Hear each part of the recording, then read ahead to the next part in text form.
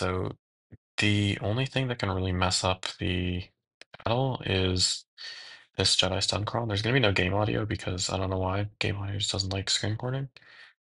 So I'm gonna try to find a Padme lineup first with Cat, Baby Ahsoka, and GK.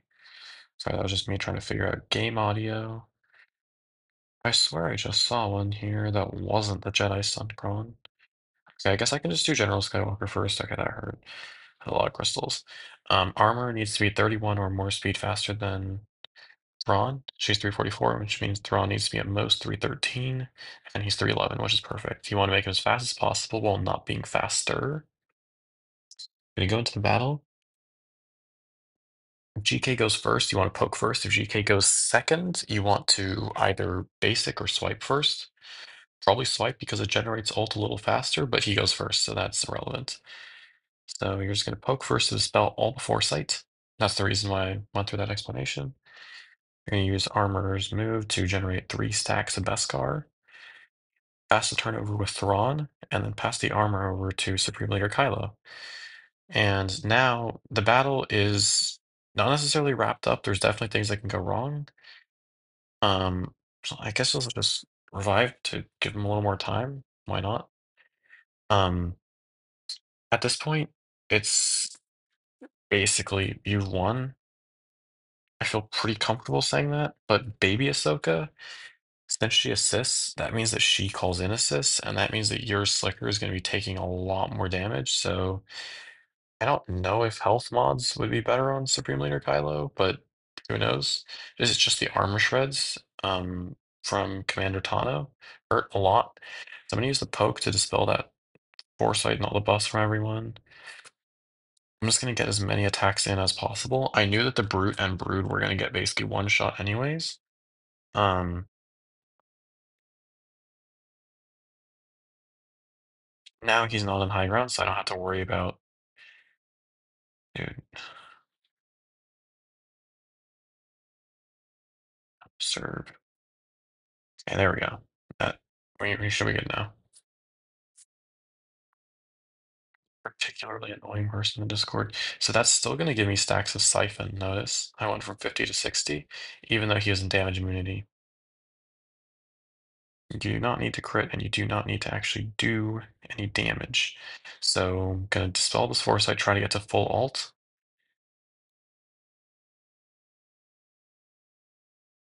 And I have accomplished that. Now let's just hope I live until I can get to full ult. Now I'm going to get to full ult.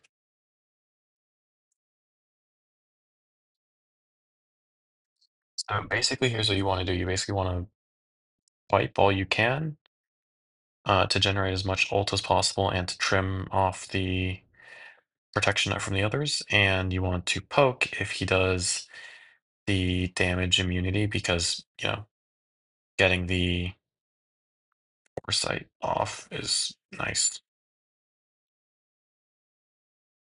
So notice now I'm almost at an ult bar.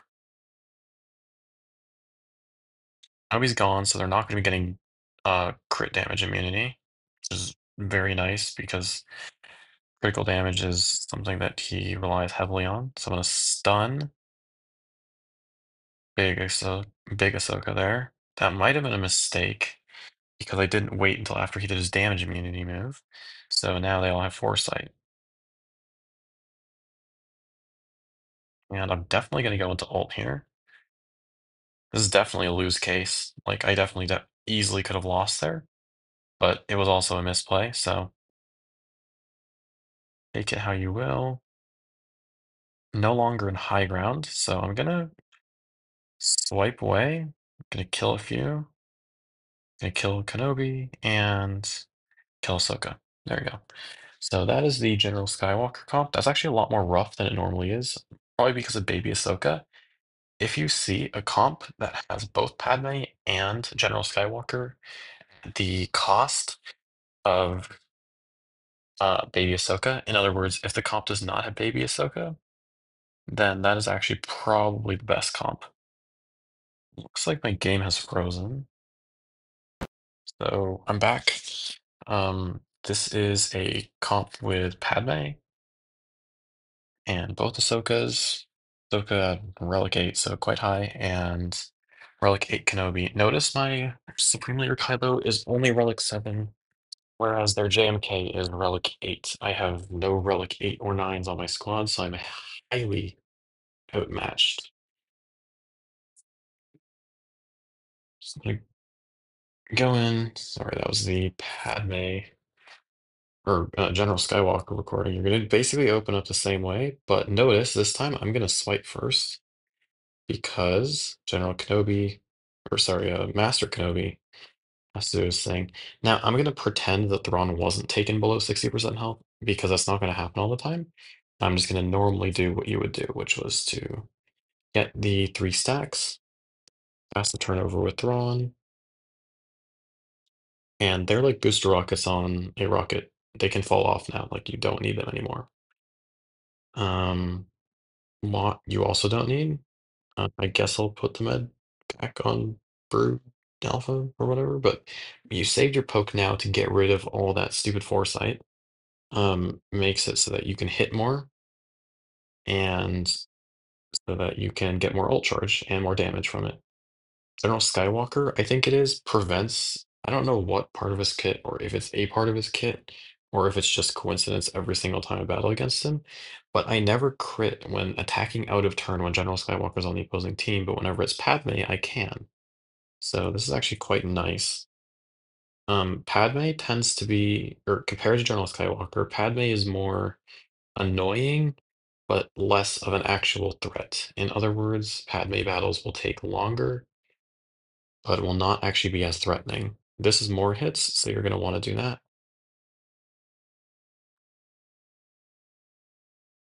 And now he's done his invulnerability move, so now I can poke and get rid of all that foresight. Fortunately, I think he's going to ult now. It's a big nuisance. Yeah, because protection up. It's unfortunate.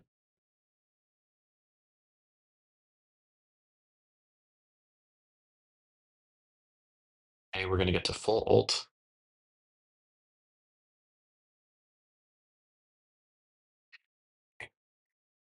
Now, this is where General Kenobi is going to perish.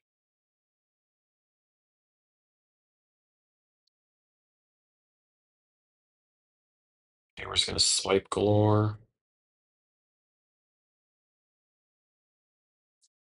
As much as possible.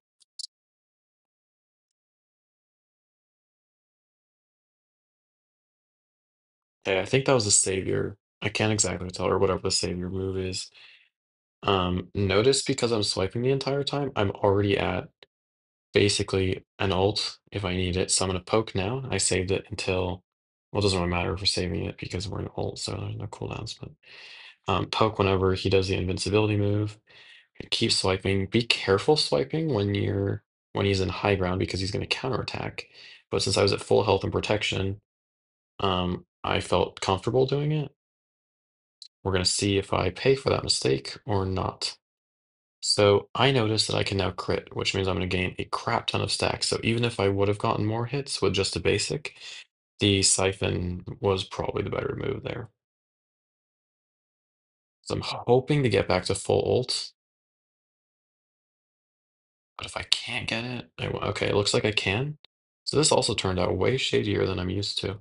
It might be the Relegate Kenobi, or it might be, as I'm about to show you, the presence of Baby Ahsoka. Siphoning off of Padme, she doesn't really have important mastery to siphon, but there we go. So now we have covered the General Skywalker battle and the Padme battle. And now I'm going to look for a battle that has both General Skywalker and Padme. Relic 9 General Kenobi. That's interesting. Relic 8 General Skywalker and Padme. So I'll show you why this one actually is the easiest. So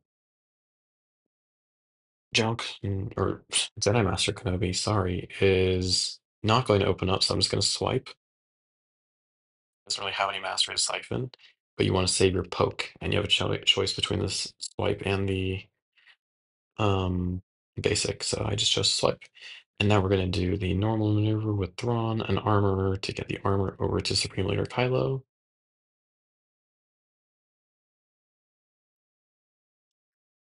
Amen. Back over. And now we're going to poke.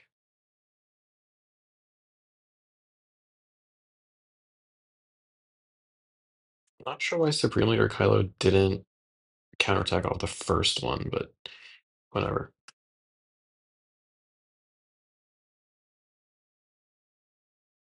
Thrawn's out. He's not coming back. Armor is nearly out. She's not going to be coming back. I don't know why it makes you select the one character that can be selected. No clue. So General Skywalker will protect from out of turn crits. I don't know what part of his kit does that, or if it's even part of his kit, but it must just be coincidence otherwise. Gonna poke here. Don't want to miss. I hate the protection up on her basic because she assists so often. Gain some stacks. Need GK to take a turn, please.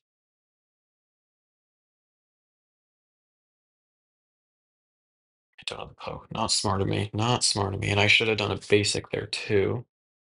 For more hits. So that wasn't very smart.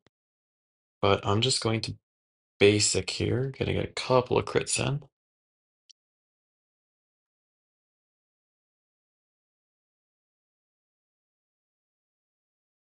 Okay, I'm going to just poke here.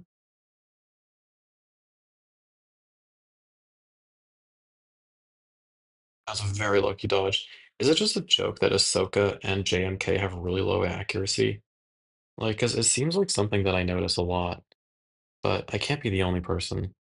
Okay, I'm gonna get greedy, and I'm going to try and get full ult. I don't know if I can get it, but I'm going to see. It looks like I can, which is awesome.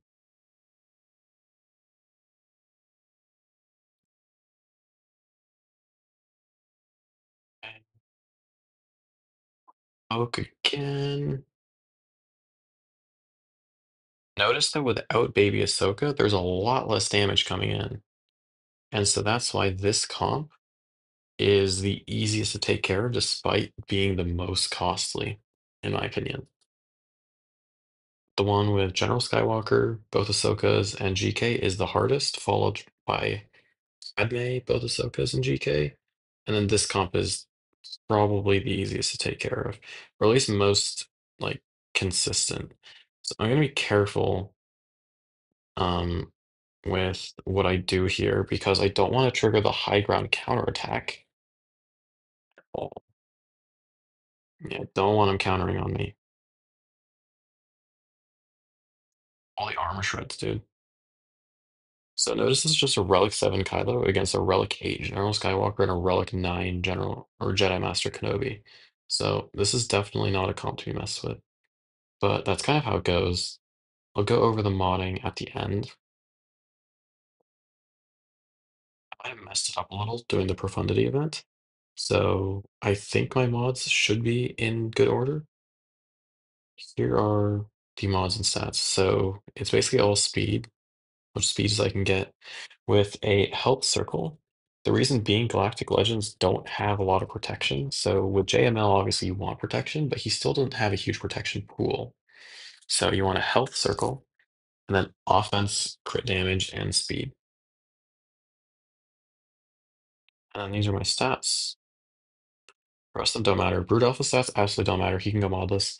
While Tambor, same. You just need the first initial health deck and armor and Thrawn. So the things that you need to watch out for are to look out for the armor speed and Thrawn speed. You can just kind of equate them because they'll end up being the same. They ended up being within 2 speed for me because 311 goes to 342 or 341, sorry. And look out for any General Skywalkers and add 40 speed to them because that's how much he gets from JMK. He can increase cooldowns. So if the enemy General Skywalker gets out before your armor around Thrawn, then you could be in trouble. So add 40 speed to whatever General Skywalker. There is, and you should be fine otherwise. So this one looks like it could be fast. Oh, never mind. Despite being all 6A. That's interesting. Um, 29. I saw General Skywalker that was like 300 speed, which means that my Thrawn was 341, which means he was one faster. So that's the kind of stuff that you want to watch out for. Anyways, yeah, that should be it.